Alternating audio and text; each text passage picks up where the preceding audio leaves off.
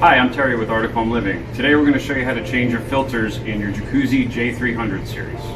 First thing you're going to want to do is turn off your breaker at your home circuit breaker found on the exterior of your home. Next, what you can do is come to your hot tub, open your cover.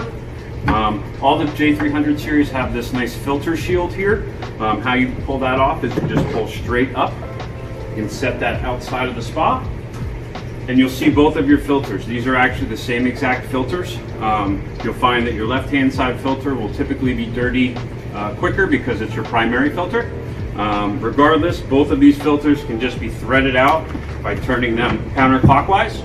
And then once they're out of the threads, lifting straight out. Both thread out the exact same way.